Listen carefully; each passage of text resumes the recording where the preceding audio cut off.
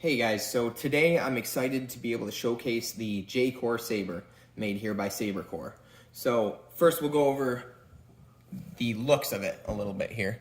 So what we've designed here is pretty much three separate pieces. You got the inner tube and two shrouds. Keep in mind with our builds, we do all of this by hand. You know, we're not a big shop. We're just a few guys that are very into designing and building and installing sabers as well. So each one of these is made by hand. All the dimensions are not going to be exactly correct as a result of that, but to give you a rough idea, it's roughly 12 inches long. The inner diameter will always be exactly 1 inch. The outer shrouds are 1 1/4 to 1 1/2 inch on both sides. And the pommel itself is an MHS disc with a separate piece here retained by this bolt. So you drop this bolt out, pommel gets removed. So starting from the top here, this was designed to be a thumb screw. This is an 8/32 screw. It'll retain your blade without an issue. That way you don't need an Allen key every time you take your blade out. As we work our way down here, you got two separate screws. One of them is shroud retention. If you remove both of these in this screw, the shroud will slide right off. The other screw is designed to hold in your NeoPixel connector or your tri-cree setup, depending on how you choose to set it up. Working our way down, you have your switch section right here. This is really just a hole drilled out to be exactly 12 millimeters, so it should fit any 12 millimeter switch. We recommend the dual tactile switches. That way, if you choose Profi or CFX setup, you can use 2 buttons instead of just 1 there. In the middle here, you'll see that we have a texture change, pretty much. So what we're going for here is that look where it goes from a little bit of a hazier, little generic aluminum look to a high polish look, and we have that in the dead center of the saber right there. The shroud on the back side here is again the same dimensions as the one up top, except over here we got only 1 screw holding it in, and then if you go to this separate disc at the bottom here, if I can get my camera to focus. There we go. If we go to the separate disc at the bottom here, that'll also retain it because we're locking it in place from going anywhere.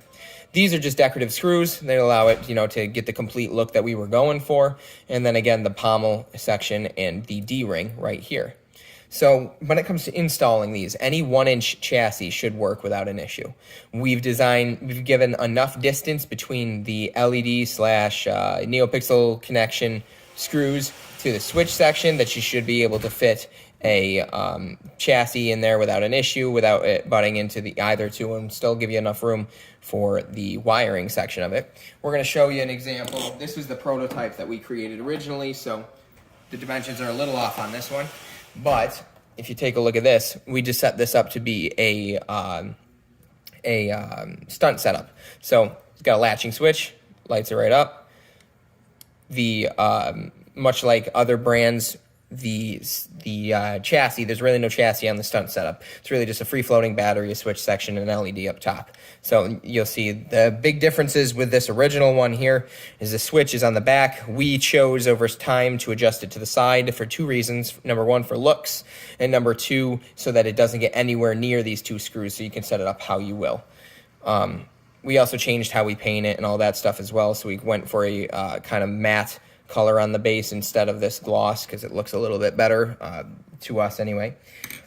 And other than that, you got your base section here. This is really just an MHS piece affixed to a disc at the base. So if we look at these ones, this is just a standard flat pommel. You're not going to have any drill holes in these guys.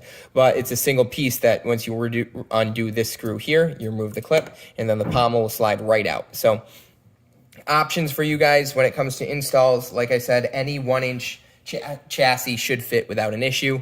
If you would like, you can hear the chassis itself to this, but it depends where you choose to put your speaker. If you put your speaker at the base of it, then this is a nice little cap to be able to slide over it and lock everything in place.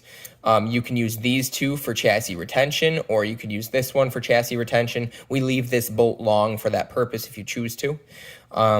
And I pretty much should cover the basic dimensions of it. If you guys have any questions about these at all, feel free to message us. We're hoping to put them on sale next week and get them up and going. And based on basic reviews from you guys, we're going to decide if we continue to do this run. We're pretty excited, though. We've taken a lot of time to design this and figure out exactly how we want it. Like we've talked about before, we're primarily duelers first. and installers and all that second. So we wanted to build something that you'd be able to duel without an issue with and still be relatively beautiful to look at as well. So we hope you like it. Let us know what you think.